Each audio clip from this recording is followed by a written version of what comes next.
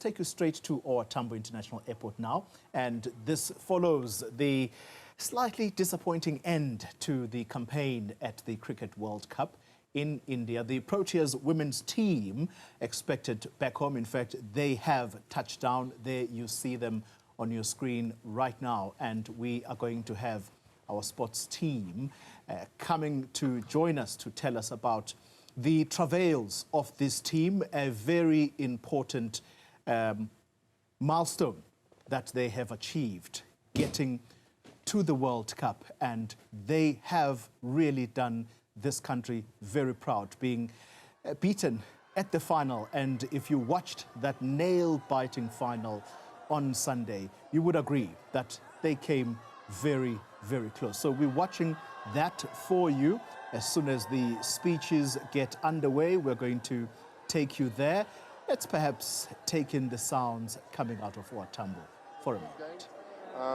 For them to come back in the manner that we did and to make sure that we secure semi-final spot was really, really nice to see.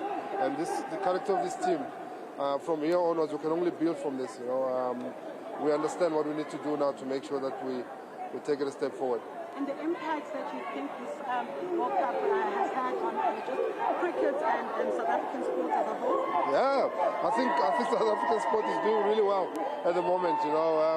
We just have to cross that line now. But I think it's all experiences that are going to give us that opportunity for us to put things together to make sure that we become a real force in world cricket. There's not much time, but how crucial is Ireland, Pakistan? It's very crucial. Bilaterals are very crucial. If you're going to learn how to win tournaments, you must win those ones. So it's a very important. We're not going to take anybody for granted or lightly. We're going to play the type of cricket that we want to play and make sure that we show that we're the second best team in the world. Yeah, and especially Ireland, what are the sort of, I'm sure maybe when you sit on your flights, on the notes you already picked out their lessons or the starting points that you're really going to work on, especially? Yeah, no, I've reflected on that. And it's for me just to mention it to the team and understand that how we're going to put it together. Obviously, there's not much time to that point. We're just going to start with a bit of camp before the Island series, but the mindset must stay the same. Thank you. We're going to move on to Laura. All right, that's the South African women's cricket coach, Mandla Mashimbyi, who was being interviewed there. Someone who knows a little more than I do is Gwena Moabelo. He's with me in studio tonight. Gwena, good evening to you. An important milestone for this team. Talk to us about how far they've come and so close on Sunday. Yeah, thank you very much, Xoli. And I think it's a bittersweet story of the women's Proteas, right? They've been in 3 finals and lost all 3 of them, right? And you look into this one, you're thinking, this could have been the moment, this could have been. But I think the one thing that a lot of South Africans are taking out of this is that the fighting spirit that we've seen. Yeah. Remember, they went into this tournament, lost the opening match dismally. Like the way we lost the opening match, I don't think many people would have thought these girls would come back with a silver medal, the second best team in the world, And I think that's the positive that we should. But from there, how they picked themselves up and went on a 5-match winning streak and qualified for the semi-finals without dropping any match since then. Yeah. That went to show the spirit that we've seen. I mean, look at the performances of Captain Laura Woolford, who was named after every tournament, the World Cup tournament, they pick like the best team. And Laura Woolford, our captain, has been named captain of the entire world team. So that goes to show how much the team has done and the improvement that we've seen with this team. And it's really amazing to see how far they've come, losing the 2 matches. And the second match that they lost before the final was a dead rubber. They had already qualified in the semi-finals, so there wasn't much to play for. And the semi-finals, even though going to the semi-finals, not too many people gave us a chance. And that's the thing. If you hear from Coach Mandla Mashimbyi, who was talking about how, the mentality of the girls was just something absolutely amazing for them. Yeah. So clearly standout individual performances by some of the players there, Gwena. In fact, the team, they will let us know if our colleagues at the airport are able to hear us, because they're the people that are right in the thick of the gears that we are seeing coming out of there. So as soon as we are able to link up with Vio Makoba, we will be able to do that for you. So let's continue the conversation here, Gwena. So where to from here for this team? Because really, they did try their best. And that's the thing, because as I'm saying, Koli, you look at it from a perspective of not too many people gave them a chance, right? And then you look at how Coach Mandla has just put together a winning team, which was really unlucky. As I said, 3 finals and not winning a single one. But how they played in the final also, you can't fault them, because you could see there was a fighting spirit. You know, a lot of coaches would tell you that you can lose a game, right? But if you fight and show the fighting spirit, you know, you go out with your head held up high, and that's exactly what the women's team has done. I have to say, I have to go back to Sunday, because you and I were both on air at the time of that 299 chase. And you were quite convinced. I thought they would win it. And I know there was a little bit of doubt, because if you remember, the Indians started very well. They posted a good total. The opening partnership got over 100. So you were looking at it like, you know, the odds are already stacked against South Africa.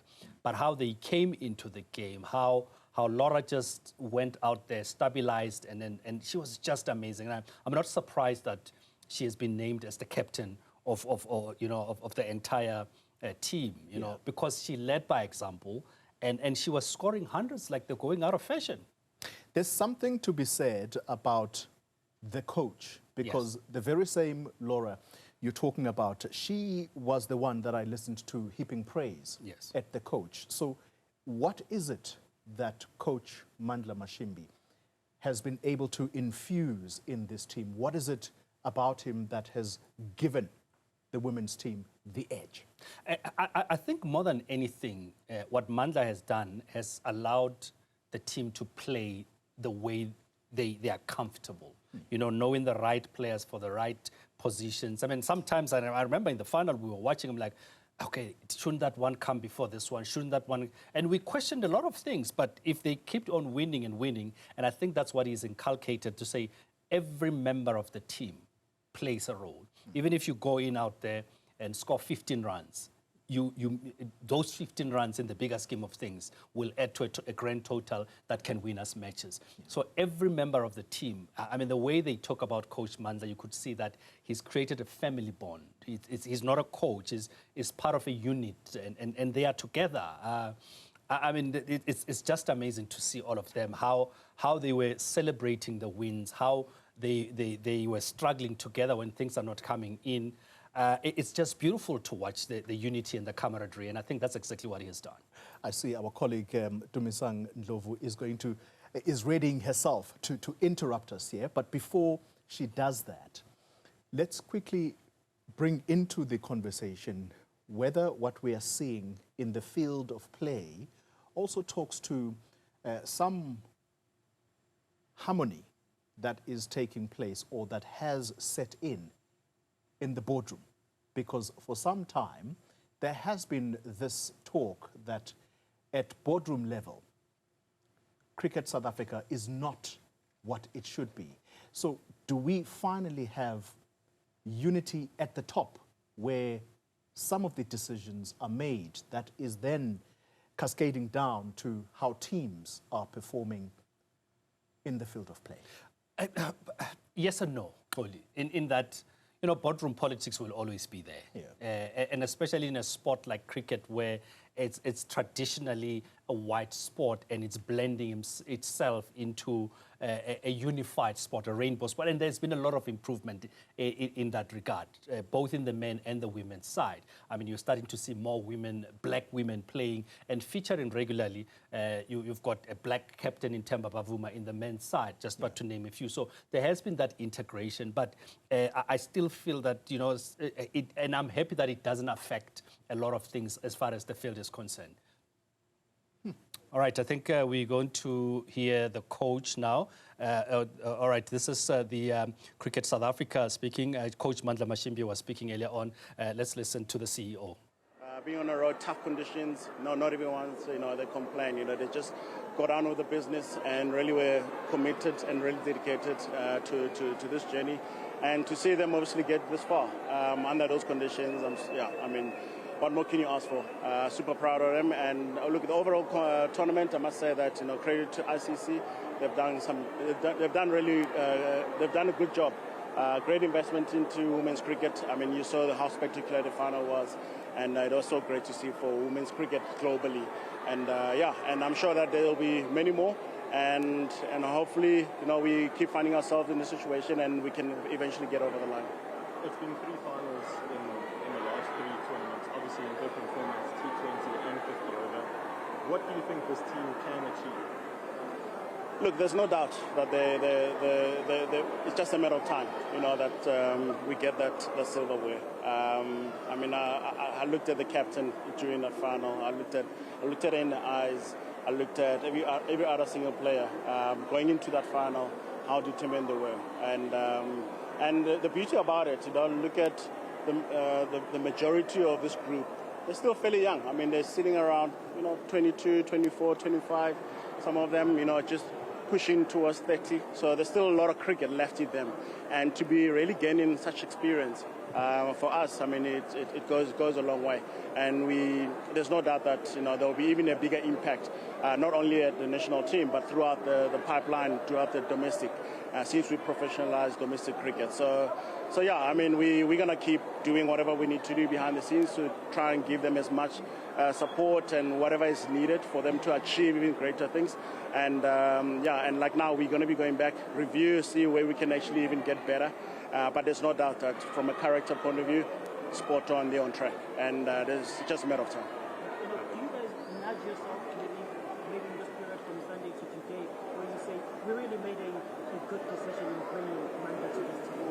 Yeah, absolutely. Look, I mean, when we sat back in November, we knew, after obviously going through the formalities and what he presented, the plan, and the deep understanding of South African cricket and what he wanted to bring into women's play, especially the national team. And it was not only about the national team, but also the rest of the system. And for us, and aligning to the philosophy and everything else that we actually want the coach to make an impact in the rest of the system, he ticked all those boxes. And I'm not surprised that he was able to take this team, especially in this particular format.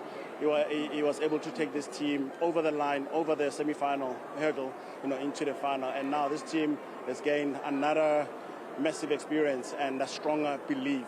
And I'm excited in terms of what actually lies ahead. A couple of youngsters in that team, the Karabo Besos, the Mianese. It's exciting. The future of women's cricket. This generation is going to be so powerful, and can't wait. Yeah. People speak about third time for charm. T20 World Cup coming up next year. Yeah. Of course, there's still more that needs to be done. There's incoming series, Ireland, first in Pakistan next year. There's a lot of work that's going to be done now to make sure that there's full support for the team. When they go back or they go to over the world, it becomes their third time for charm. Yeah, hopefully, it works out that way. We're going to, again, over the next 2 weeks, we're going to go back to the drawing board because obviously now with the 50 overs done, we got to think of, the bigger picture of 2029 Cricket World Cup. Obviously, it's still to be confirmed where it's going to be held. But in the short term, we start looking at the T20 and the team has done some amazing things in T20 format. So we need to now look at, what are going to be the combination, who's going to be the group, the bigger group that we really need to focus on zoning for the T20 World Cup next year. But parallel to that, there's a longer term goal of obviously winning 2029. Yeah.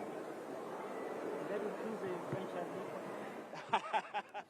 All right, that's the director of cricket, Enoch Nkwe, and his words, Gwena, what the big takeaway for me from what he says is that it's only a matter of time before this team really brings the World Cup home. So that talks to the building blocks. Absolutely. Absolutely. I mean, as I said, you don't reach 3 finals as a fluke. By mistake. Yeah, you don't become a world silver medalist. I mean, as we speak, the women Proteas are the second best team in the world. And that's the context we should get it in all different formats of the world, in the tests, in the T20, in the ODIs now. So it's really just a matter of time that they just need to, that luck, I think that's all that's missing. It's only a matter of time. Absolutely. It's only a matter of time before we get excited, much like we do during the Springboks when they play. I mean, right now, they are the best in the world. Absolutely. I think